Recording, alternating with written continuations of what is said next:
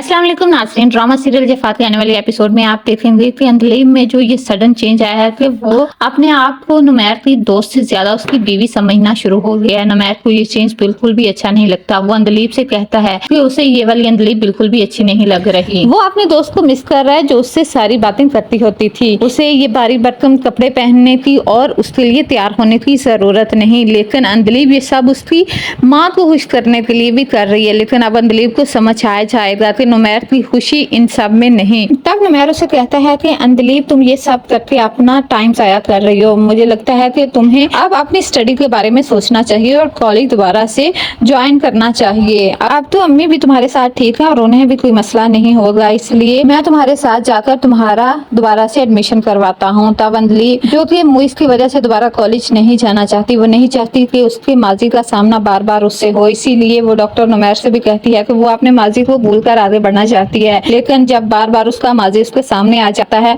लगता, तो अगले ही सीन में आप देखेंगे कि हसन जो कि ज़ारा से बहुत ज्यादा प्यार करता है और अब ज़ारा उसे ये बताती है कि वो घर वापस आ रही है, तो वो उसे रात को ही लेने चला जाता है और उसका घर वापसी पर खूब इस्तकबाल करता है, उसके लिए फूलों की पत्तियां बिछाता है और उसे अपने प्यार का इजहार करता है कि वो उसके बगैर मर जाएगा, इसलिए वो कभी भी उसे छोड़कर ना जाए। तब ज़ारा भी उसे साफ अल्फाज में कह देती है कि अगर दोबारा उसे गुस्सा आया तो कागज तो उसने पहले ही बनवा लिए हैं, उसे 1 मिनट भी नहीं लगेगा फैसला करते हुए, इसलिए अब जब उसे गुस्सा आया तो वो ये बात अपने जहन में रखे, मैं उन औरतों में से नहीं हूँ जो अपने शौहर से मारपीट खाकर दोबारा उसी के साथ रहने को तरजीह देती हैं, मैं एक इंडिपेंडेंट औरत हूँ। तब हसन उसे कहता है कि तुम मुझे डरा रही हो। तब ज़ारा उसे कहती है मैं तुम्हें डरा नहीं रही बल्कि हकीकत से आगाह कर रही हूँ। अगले ही दिन दादी नाश्ते पर ज़ारा को समझाती हैं कि उसे अपने शौहर से तमीज से बात करना होगी और सोच समझ कर कोई भी ऐसी बात ना करे जिससे हसन को गुस्सा आए। ये बात सुनकर ज़ारा को बहुत हैरानगी होती है कि आखिर दादी क्या चाहती हैं कि मैं अपने शौहर से सोच समझ कर बात करूं। इस बात का जिक्र वो हसन से भी करती है कि दादी ने आज सुबह नाश्ते पर मुझे समझाया है कि मैं आपसे सोच समझ कर बात करूं। ये बात मुझे दादी की समझ नहीं आई। तब हसन उसे समझाता है कि ऐसी कोई भी बात नहीं, बस दादी ये नहीं चाहती कि हम दोनों की फिर से लड़ाई हो और मुझे गुस्सा आए, इस वजह से उन्होंने तुम्हें ये सब कहा है, इसलिए तुम हम परेशान ना हो, ऐसी कोई भी बात नहीं है।